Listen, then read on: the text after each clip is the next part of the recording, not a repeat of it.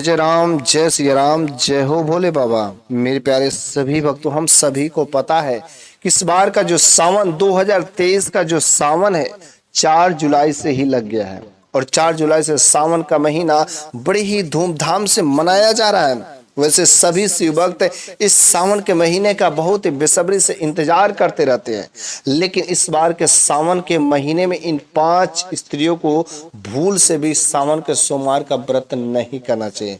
क्योंकि यदि सावन के सोमवार का व्रत यदि शादीशुदा महिलाएं, सुहागिन स्त्रियां यदि करती हैं तो उनके बहुत ही सुंदर परिणाम मिलते हैं। लेकिन यदि ये 5 प्रकार की स्त्रियां सावन के सोमवार का व्रत करती हैं तो इसके अशुभ परिणाम उनके जीवन में दिखाई देने लगते हैं। वैसे ये जो सावन का महीना होता है शिव पार्वती का महीना होता है। भगवान शिव तथा माता पार्वती को बहुत ही प्रिय होता है, क्योंकि इस महीने में बारिश का भी मौसम होता है, झिमझिम बारिश भी होता रहता है और चारों तरफ हरियाली ही हरियाली रहती है। इस वजह से भगवान शिव तथा माता पार्वती इन दिनों में इस धरती लोक पर आकर के जरूर ही विचरण करते हैं और जिसके घर में जैसी भावना देखते हैं, जैसे सच्ची भक्ति देखते हैं, बस उसके घर में माता पार्वती तथा भगवान शिव जरूर ही निवास करते हैं और अपने चरण कमलों से उस घर को पवित्र बनाते हैं। वैसे इस प्रेम के महीने में शास्त्रों में भी वर्णन किया गया है कि जो भी भक्त सच्चे मन से शिव की पूजा करता है वह भगवान शिव के कृपा के पात्र बनता है। वैसे भगवान शिव के असंख्य शिव भक्त हैं। सभी प्राणी अलग अलग प्रकार से भोले बाबा की पूजा करते हैं। कुछ लोग मिट्टी का शिवलिंग बना करके, कुछ लोग अलग अलग धातु का शिवलिंग बनाकर, कुछ लोग पत्थर का शिवलिंग बना करके पूजा करते हैं। लेकिन इन दिनों भोले बाबा वैसे ही बहुत ही प्रसन्न होते हैं, क्योंकि सावन का महीना हरियाली का महीना होता है। लेकिन भोले बाबा एक ऐसे देवता हैं जिनको दूसरा कुछ और नहीं चाहिए, बस वे सच्चे भक्ति के भूखे होते हैं। और जो भी भक्त मात्र 1 लोटा जल बस उनके शिवलिंग पर सच्चे मन से अगर अर्पित कर देता है तो बस भोले बाबा के वह कृपा के पात्र बन जाता है। लेकिन उसके साथ में यदि वह बेलपत्र, भांग, धतूरा भी चढ़ा देता है, बस उसके बाद तो भोले बाबा अति प्रसन्न हो जाते हैं। और यदि आप गाय के दूध से उस भोले बाबा के शिवलिंग पर हर सोमवार को चढ़ाते, तब तो भोले बाबा की महिमा ही अपार आपके ऊपर, उनकी दया दृष्टि 24 घंटा रह जाती है। आपके ऊपर से दोष खत्म हो जाते, शनि दोष समाप्त हो जाते। लेकिन ये सब नियम करते हुए भी ये कुछ स्त्रियां ऐसी होती है जिनको ये सब कार्य नहीं करना चाहिए। आखिर वे कौन सी स्त्रियां हैं, इस वीडियो में जरूर बने रहिएगा। मैं आपको बताऊंगा कि आखिर वे कौन सी स्त्रियां हैं। 5 प्रकार की स्त्रियां हैं। लेकिन इस वीडियो को जानने से पहले मैं चाहता हूं कि यदि अभी तक आपने हमारे चैनल को सब्सक्राइब नहीं किया तो प्लीज चैनल को सब्सक्राइब करके बेल आइकन को जरूर प्रेस कर दीजिए, ताकि यदि आप भोले बाबा के भक्त हो तो कोई बहाना नहीं बनाएंगे। जरूर कम से कम इस वीडियो को लाइक तो जरूर ही करेंगे। लेकिन ये जो सावन के महीने में बहुत ही प्रिय वैसे महीना होता है, और इस सावन के महीने में जिसके माता पिता नहीं होते हैं, एक बार वे भक्त सच्ची भावना से भोले बाबा को पिता मान ले और माता पार्वती को अपनी माँ मान ले। बस सच्चे दिल से मांगना, और जो कुछ भी तुम मांगोगे बस उस भोले बाबा को, हे पिता, हे जगत पिता, आप मेरे को ये दे दीजिए। बस भोले बाबा दौड़े दौड़े चले आएंगे अपने पुत्र की इच्छाओं को पूरा करने के लिए। लेकिन एक बार तुम उनको अपना माता पिता तो मान करके देख लो। कुछ ऐसे भी नियम होते हैं जो इस सावन के महीने में बहुत ही जरूरी होता है उसको पालन करना है। क्योंकि यदि ऐसे नियमों को पालन नहीं करेंगे तो बस सारे सब कुछ करते रहो, व्रत करते रहो, पूजा करते रहो, कुछ भी फलित होने वाला नहीं है। सबसे पहला नंबर की बात है, यदि शादीशुदा महिलाएं इस वीडियो को देख रहे हैं तब तो अति शुभ की बात है। वैसे शादीशुदा महिलाएं इस काम को जरूर करें। पहला जो है, जब भी आप पूजा करें भोले बाबा तथा माता पार्वती का, तो उनके साथ में भगवान गणेश का पूजा जरूर करें, क्योंकि प्रथम पूज्य देवता कहे जाते हैं गणेश जी। इस वजह से सबसे पहले गणेश भगवान का पूजा करें। और जब भी आप पूजा करें तो पति पत्नी एक साथ पूजा करें। यदि पति पत्नी एक साथ मंदिर जाते हैं, जल चढ़ाते हैं, उनका अभिषेक करते हैं, सब कुछ काम भोले बाबा का मंदिर में एक साथ यदि पति पत्नी करते हैं तो इससे उनका रिश्ता और मजबूत होता है, उनका प्रेम और बढ़ जाता है। पति पत्नी में कभी झगड़े नहीं होते हैं। इस तरीके से प्रेम व्यवहार उनका रिश्ता और ही मजबूत होता है और भोले बाबा की भी कृपा उनके ऊपर सदैव लगी रहती है। दूसरा नंबर की बात है कि शादीशुदा महिलाएं इन दिनों कभी भी बाल नहीं धोएं। यदि इस दिन बाल धोती हैं तो बस उनके साथ जो है दुर्भाग्य साथ चला जाता है। और बाल यदि नहीं धोती तो बस, लेकिन उस दिन सिंदूर लगाइएगा जरूर, क्योंकि सिंदूर जो एक गंगा जल के समान होता है। इस वजह से शादीशुदा महिलाएं यदि मंदिर जाती हैं तो सिंदूर जरूर ही लगाएं। यदि सिंदूर नहीं लगाती हैं तो बस भोले बाबा की उल्टी दृष्टि आपके जीवन पर पड़ने लगेगी।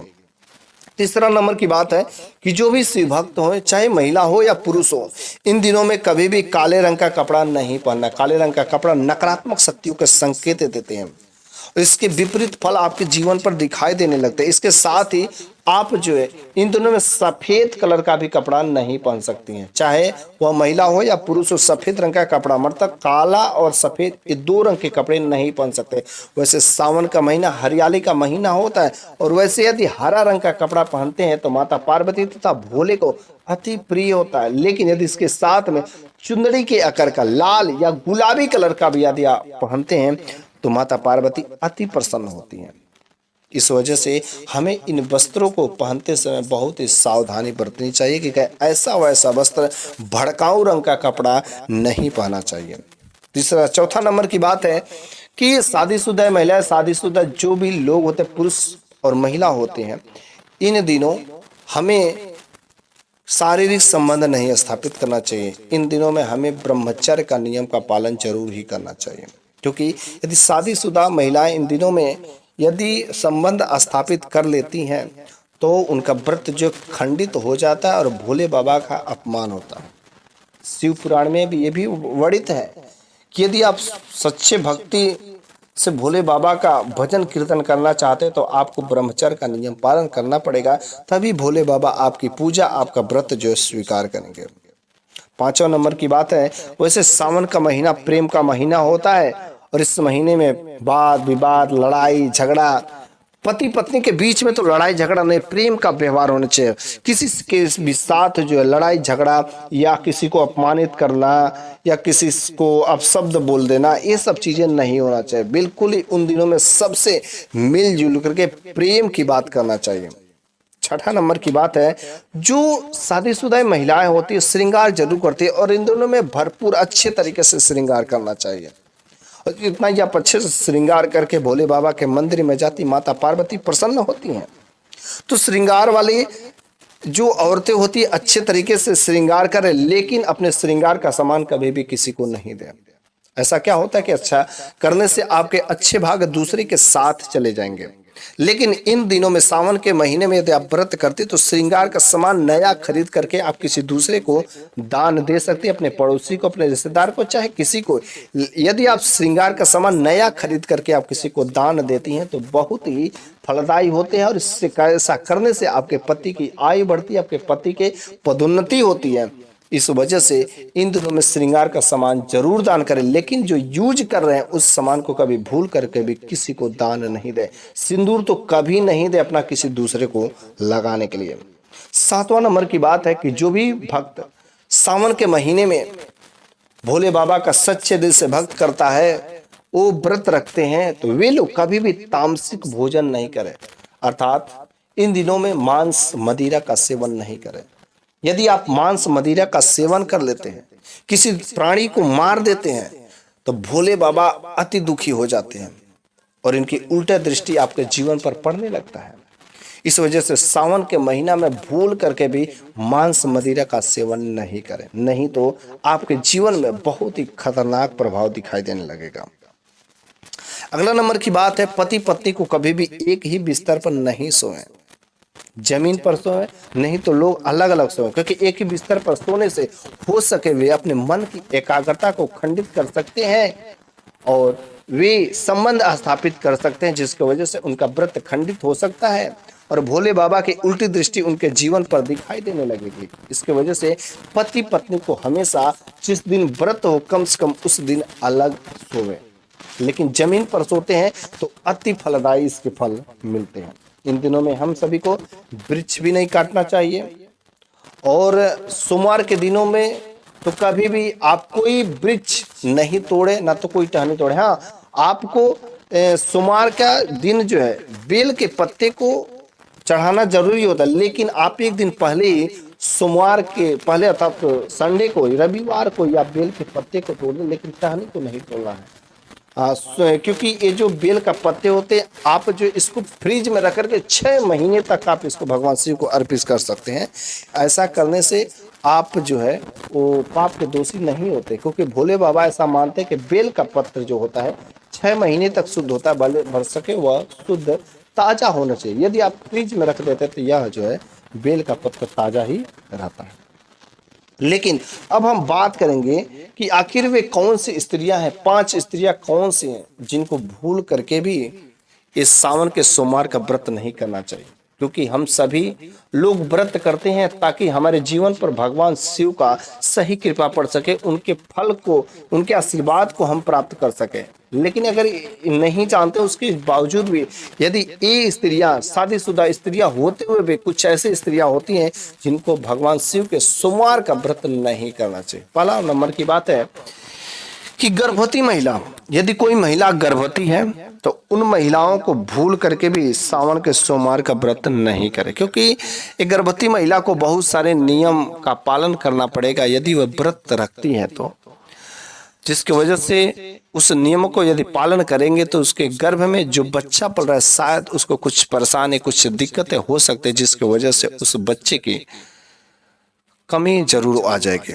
इस वजह से सावन के सोमवार का व्रत जो है गर्भवती महिला नहीं करे, क्योंकि बहुत सारे नियम कानून का नियम पालन करता है और बच्चे का कोई नुकसान ना हो जाए, जिसकी वजह से गर्भवती महिला इन दिनों में सावन के सोमवार का व्रत नहीं करे। दूसरा नंबर की बात है कि जिन भी महिलाओं का विवाह हमारे संस्कार के, शादीशुदा के जो नियम होते हैं उन नियमों के खिलाफ हुआ रहता है, चाहे कोई लड़का कोई स्त्री को, कोई लड़की को भगा करके ले जा करके मंदिर में डायरेक्ट शादी कर लेता है, या कोर्ट मैरिज से शादी कर लेता है, डायरेक्ट कहीं पर खड़ा होकर के शादी करने लगते हैं, या दोनों पति पत्नी एक साथ रहने लगते हैं और दूसरे से कर देते हैं। ऐसा वैसा बहुत सारे रिश्ते इस दुनिया में देखने को मिलेंगे। लेकिन जिस भी स्त्री पुरुष का शादी विवाह यदि परंपरा से, संस्कार के नियमों के अनुसार नहीं हुआ, अर्थात मंत्रों का उच्चारण हुआ हो, अग्नि के 7 फेरे लिए गए हों, वहां पर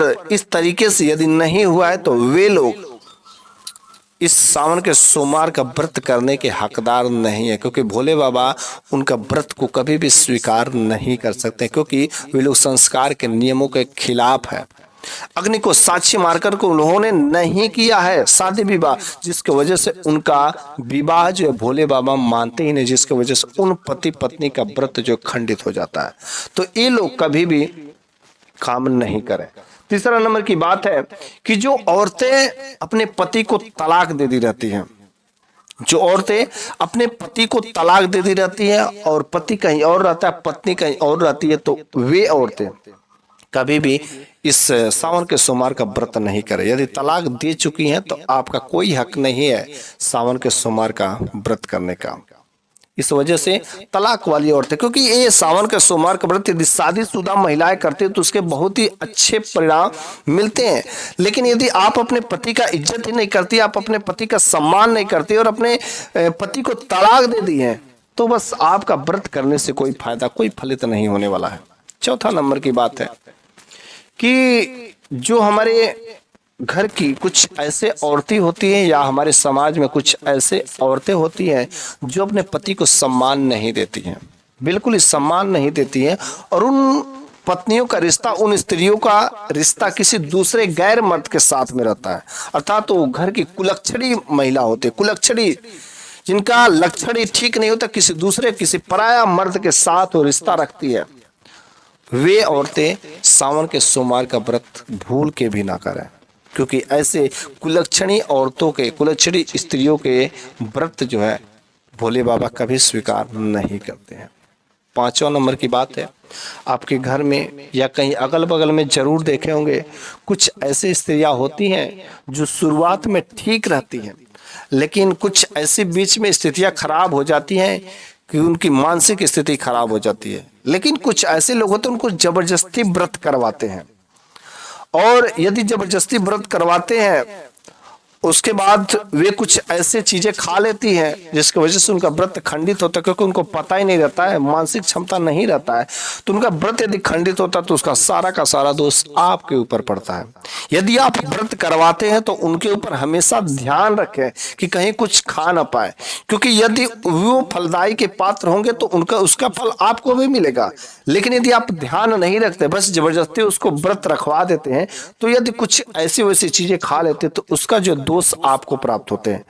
तो आप जैसा समझे, यदि आपके घर या आपके घर के अगल बगल में कोई जबरदस्ती व्रत करवाता है तो व्रत करवाना अच्छी बात है, लेकिन जो है इन नियमों को जरूर ही पालन करें। उसका बहुत ही बेसब्री से क्या करें, इंतजार करें कि कहीं कुछ उसका व्रत किसी तरीके से खंडित ना हो, क्योंकि अनाज का सेवन करना इन दिनों में बहुत ही घातक सिद्ध हो सकता है और भोले बाबा का जो व्रत जो खंडित हो सकता है। इस वजह से इन सारे नियमों का पालन जरूर करना है। तो 5 प्रकार की स्त्रियां को जो हमने बताया, ये लोग कभी भी आप सावन के सोमवार का व्रत नहीं करना चाहिए, नहीं तो भोले बाबा कुपित हो जाते हैं और उल्टी दृष्टि आपके जीवन पर दिखाई देने लगेगी।